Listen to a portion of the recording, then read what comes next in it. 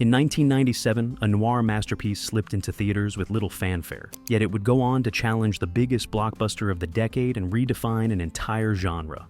LA Confidential didn't rely on special effects or A-list stars. Instead, it pulled audiences into the shadowy heart of 1950s Los Angeles, where corruption wore a badge and justice came with a price. Behind its polished surface lay secrets that shaped every frame, from actors who lived like their characters off set, to studio battles that nearly destroyed the project. What you're about to discover reveals how this neo-noir landmark was forged through risk, rebellion, and remarkable vision. Number 1. Spacey's research nearly broke him. Building a character who lived between law enforcement and showbiz required more than imagination. Kevin Spacey dove deep into the world of 1950s police television, studying vintage shows and analyzing how glamorized media shaped public perception of cops. He visited working sets and observed how officers behaved when cameras were rolling versus when they weren't. The intense research revealed something darker. Men who craved attention often paid a steep price for it. Spacey shaped Jack Vincennes as someone addicted to the spotlight, a detective more concerned with his image than his badge. Every gesture, every smirk carried the weight of a man performing his own life. This preparation gave Vincennes a tragic dimension that went beyond the script. He became a cautionary tale about vanity and compromise, a character who understood he'd sold his soul but couldn't stop playing the role. Spacey's commitment to understanding that psychology made Vincennes feel painfully real. Number 2. Ellroy hated the first drafts. Adapting a complex noir novel seemed impossible from the start. James Ellroy, the author behind the source material, initially rejected early screenplay attempts with brutal honesty. He judged them chaotic, unfaithful to his vision, and incapable of capturing the novel's dark tone. The project appeared doomed before it could truly begin. Everything changed when Curtis Hanson and Brian Helgeland took a radically different approach. Instead of trying to cram every subplot into the script, they restructured the entire story around 3 intertwined character arcs. They stripped away excess, tightened the focus, and built a narrative that could breathe on screen. Their disciplined method eventually won Ellroy over. The author recognized that his sprawling novel had been transformed into something cinematically powerful without losing its essence. What seemed like an impossible adaptation became a blueprint for turning dense literary works into compelling films. Number 3. Casting unknowns terrified Warner Brothers. Studio executives faced a nightmare scenario when casting decisions came down. Russell Crowe and Guy Pearce were virtually unknown in the United States, with no proven box office track record to justify their leading roles. Warner Brothers pushed hard for established American stars, fearing financial disaster if audiences rejected unfamiliar faces. Curtis Hanson refused to compromise, insisting that authenticity mattered more than celebrity. He believed the film needed actors who could disappear into 1950s Los Angeles without bringing modern star baggage along. The studio's anxiety grew as production moved forward, with 2 risky unknowns anchoring a major release. The gamble ultimately defined the movie's fresh, unpredictable energy. Without recognizable stars, audiences encountered the characters first, not the actors playing them.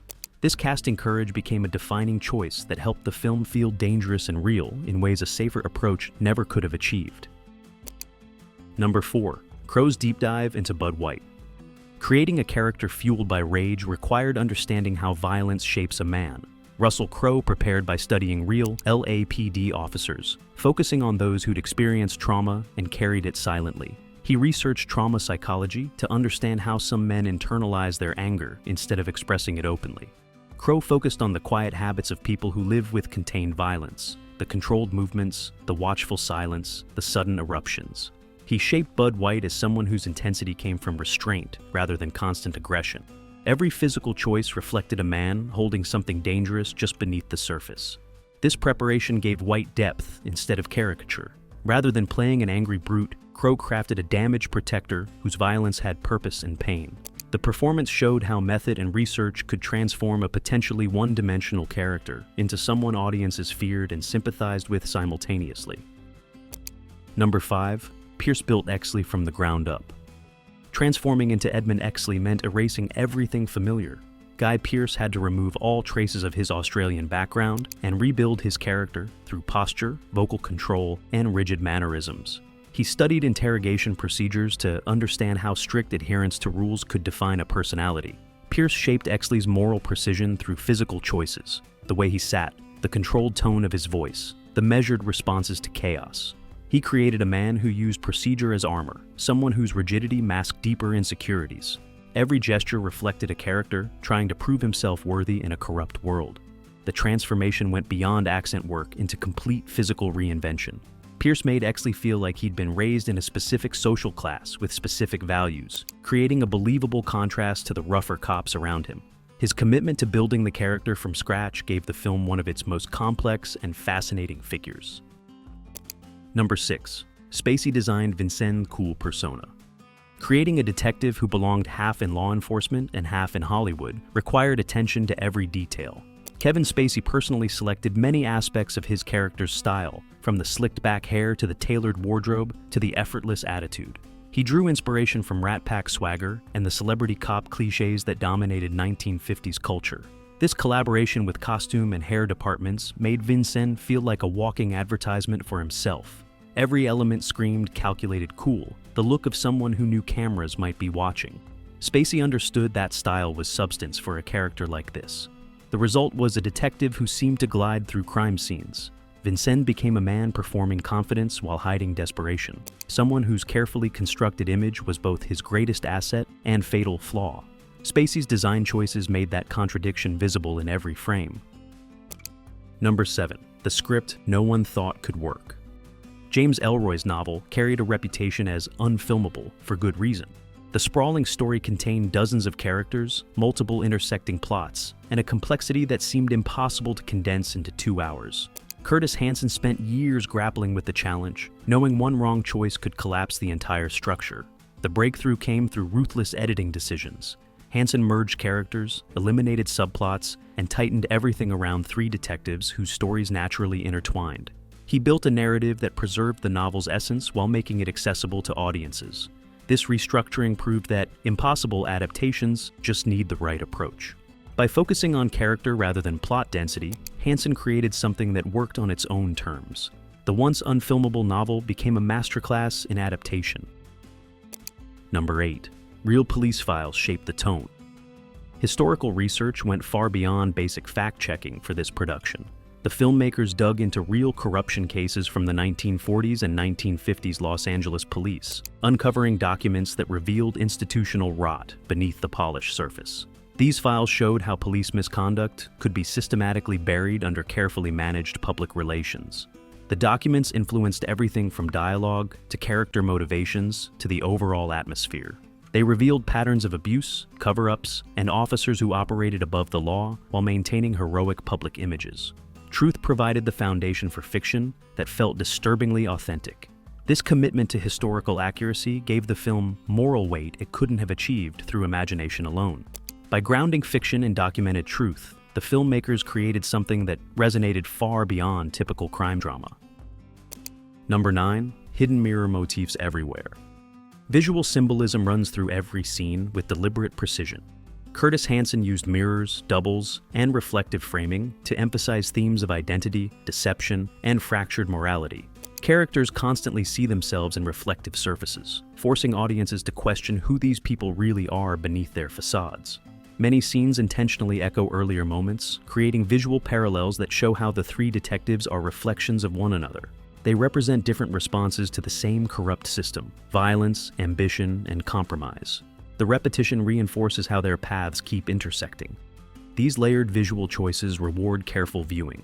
The mirror motifs aren't just pretty cinematography, they're essential storytelling tools that deepen the narrative's exploration of truth and illusion. Hanson's framing transformed crime scenes into something psychologically complex. Number 10. Basinger's Lake-inspired reinvention. Creating Lynn Bracken required walking a difficult tightrope between homage and originality. Kim Basinger crafted her character as a modern reinterpretation of Veronica Lake, focusing on subtle gestures, tone, and facial control rather than simple imitation. She studied how classic Hollywood actresses used restraint to project mystery and allure.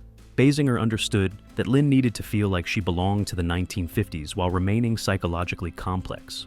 She brought old Hollywood glamour into a grounded environment, creating a character who used her resemblance to a movie star as both armor and commodity. The performance earned the film's only acting Oscar, validating Basinger's nuanced approach. She made Lynn more than a stereotype. She became a woman navigating survival in a world that saw her as a commodity. That depth transformed a supporting role into one of the most memorable characters. Number 11. The Real Bloody Christmas Scandal. Historical injustice provided the film's explosive opening.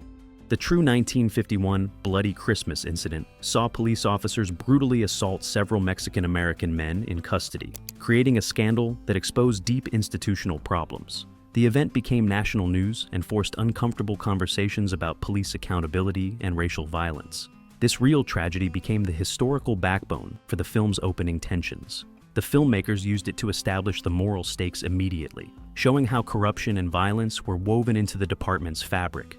The incident wasn't just background detail, it was the spark that ignited everything that followed. By anchoring fiction in documented brutality, the movie gained authenticity that pure invention couldn't match. Audiences witnessed something that actually happened, making the subsequent cover-ups and moral compromises feel disturbingly plausible. History gave the story weight that elevated it beyond typical crime drama. Number 12. Studio wanted only one hero cop. Behind the scenes, a major creative battle threatened the film's entire structure. Warner Bros. Executives pushed hard for simplifying the story around a single protagonist, specifically Bud White. They urged the writers to eliminate Exley and Vincennes entirely, fearing audiences wouldn't follow three separate leads through such a complex narrative. Curtis Hanson and Brian Helgeland fought to preserve all three characters, understanding that their intertwined stories were essential to the film's power. The studio's anxiety about audience confusion clashed with the filmmakers' vision of a morally complex web where no single hero existed. Meetings became tense as executives demanded safer choices. The writers' refusal to compromise saved the movie's essential structure. Without all three perspectives, the story would have lost its examination of how different men navigate corruption. This creative stand proved that sometimes the riskier choice is the right one, even when studios push for commercial safety over artistic vision. Number 13. Sets packed with 1950s secret. Recreating a vanished era required obsessive attention to detail. Production designer Jeannine Oppewall stuffed the sets with historically accurate props, magazines, decor, and signage from the period. Many items were authentic antiques sourced from collectors and archives, carefully selected to reflect how Los Angeles actually looked and felt in the early 1950s. The commitment went beyond what cameras could easily capture. Background newspapers featured real headlines, products matched historical packaging, and even small decorative items reflected authentic mid-century taste. Actors could pick up any object and find something genuine, helping them inhabit the world more completely. These layered details created an environment that felt lived in rather than staged. The sets didn't just look like the 1950s, they breathed with the texture of that specific time and place. This dedication to authenticity helped transport audiences completely, making the past feel immediate and real. Number 14. Retired LAPD Captain Scrutinized Script. Ensuring authenticity required expertise from someone who'd lived inside the institution. A former Los Angeles police captain reviewed scenes to verify realism in police procedure and mid-century departmental culture. His first-hand knowledge proved invaluable in confirming whether the screenplay's portrayal rang true to actual practice.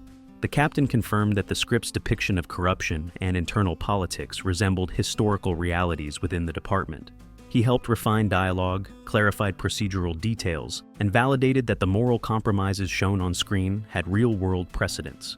His input grounded the film in lived experience. This collaboration added a layer of credibility that pure research couldn't provide. Having someone who'd navigated that world authenticate the story helped ensure the film portrayed the LAPD's darker side accurately. The captain's involvement proved that even fiction benefits from truth-tellers willing to confirm uncomfortable realities. Number 15. Recreating 1950s LA on a huge scale. Bringing 1950s Los Angeles back to life required finding architecture that modern development hadn't destroyed. The production filmed in preserved Art Deco buildings, vintage hotels, and neighborhoods untouched by contemporary construction. Many locations had not appeared on screen for decades, making them feel fresh and undiscovered. The city's surviving historical architecture became a character itself. These buildings carried authentic textures, proportions, and details that no soundstage could replicate. Filmmakers scouted extensively to find spaces that could transport audiences backward without relying heavily on visual effects or set construction. This location strategy gave the film a tangible connection to the actual era it depicted. Real buildings from the 1950s provided instant authenticity, helping the story feel rooted in a specific time and place. The city's preserved past became the perfect stage for exploring its buried secrets. Number 16. Rollo Tomassi was invented for the film. One of the story's most powerful emotional anchors didn't come from the original novel. Rollo Tomassi, the name that haunts Edmund Exley throughout the narrative, was created specifically for the screenplay. The writers invented him as a symbolic representation of injustice, giving Exley a deeply personal reason to pursue truth at any cost. This invention tightened the film's emotional clarity in ways the novel's structure couldn't. By creating a phantom figure representing unsolved injustice, the writers gave audiences an immediate understanding of what drove Exley's rigid moral code.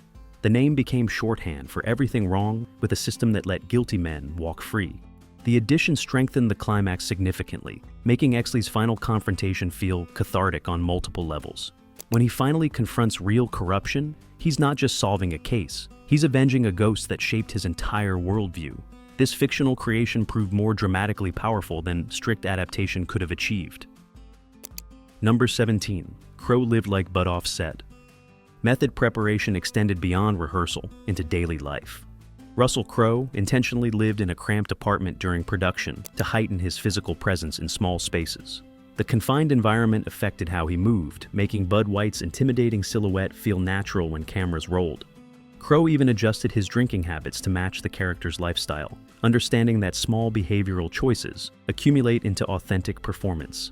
He studied how living a certain way changes posture, energy, and presence. These daily choices shaped how Bud inhabited rooms and interacted with other characters. The commitment to living the role created layers of authenticity that pure acting couldn't replicate. When Bud feels genuinely uncomfortable or threatening in a scene, part of that came from Crowe's willingness to embody the character's existence completely.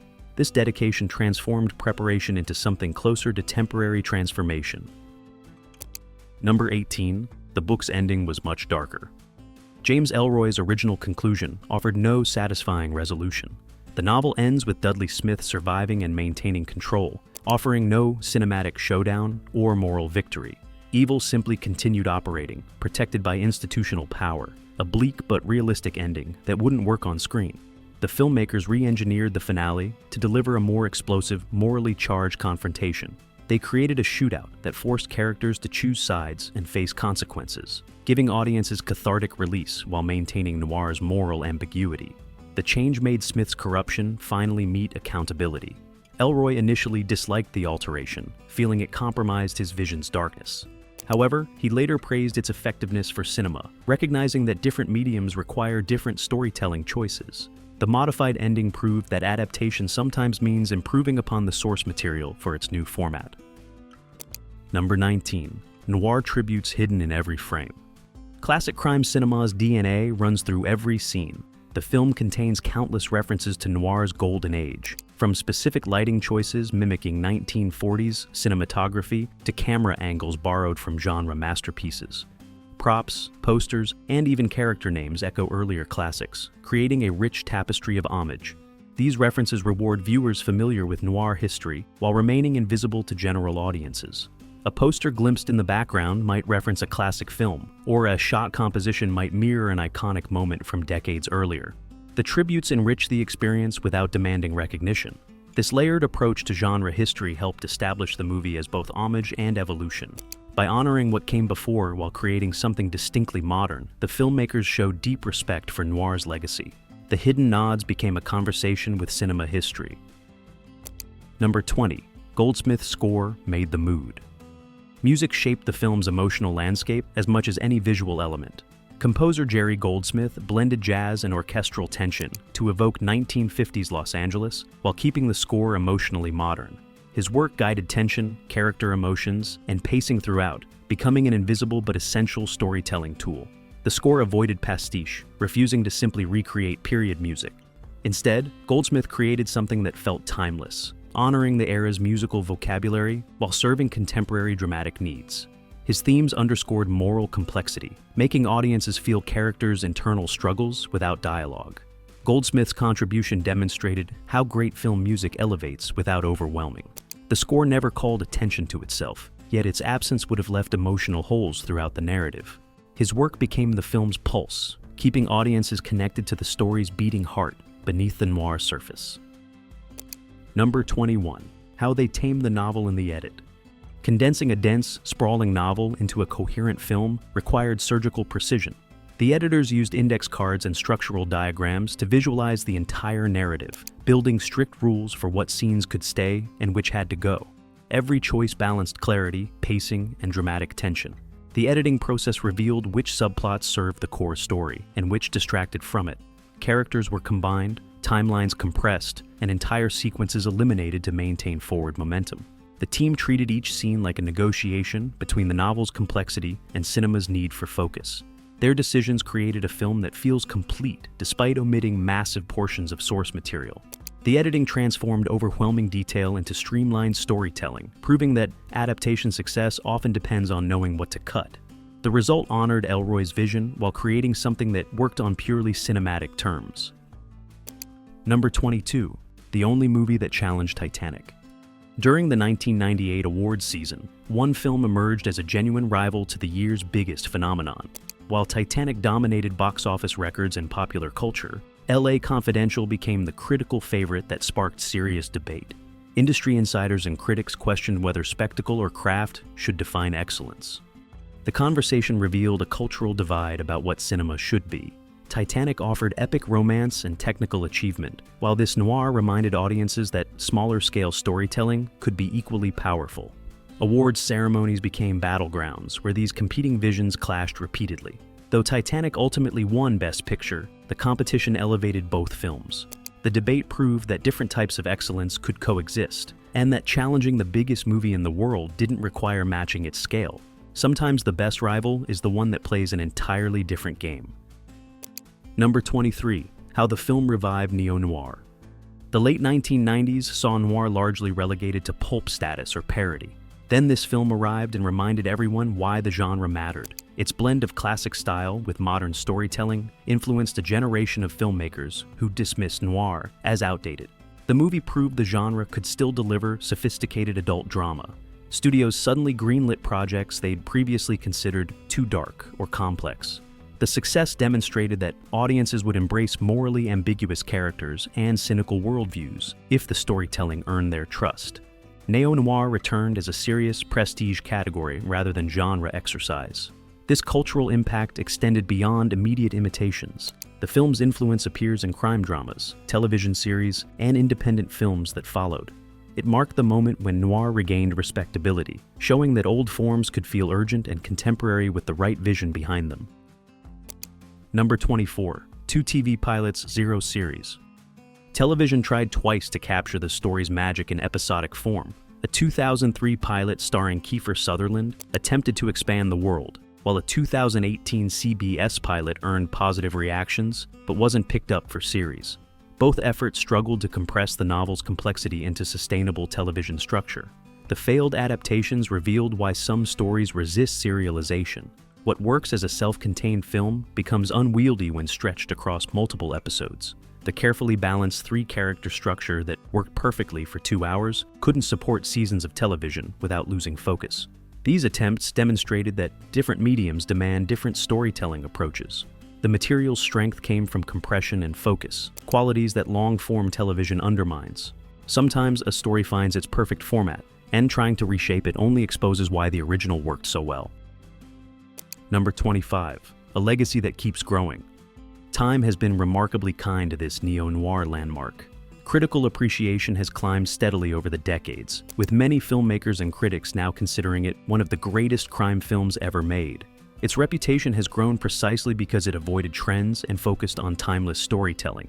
The film's influence appears in countless crime dramas that followed, from television series to independent films. Its approach to moral complexity, character-driven plotting, and historical authenticity became a template for elevated genre work. Directors still study how it balanced entertainment with intelligence. What seemed like a risky mid-budget crime film in 1997 has become an essential reference point for serious filmmaking. Its legacy proves that artistic vision and commercial appeal aren't opposing forces. When craft, courage, and clarity align, the result can resonate for generations beyond its initial release. LA Confidential overcame studio doubts, adaptation challenges, and risky creative choices to become one of cinema's defining crime dramas. From casting unknowns who became stars to transforming an unfilmable novel into a masterclass in storytelling, every obstacle became an opportunity for something greater. Its blend of historical truth and noir style keeps it remarkably fresh decades later. The performances still captivate, the moral complexities still resonate, and the craftsmanship still inspires filmmakers exploring similar territory. If you enjoyed uncovering these secrets, hit that like button and subscribe for more deep dives into classic films. Which character resonated with you most? Bud White's controlled rage, Ed Exley's unwavering principles, or Jack Vincennes' tragic search for redemption? Tell us in the comments.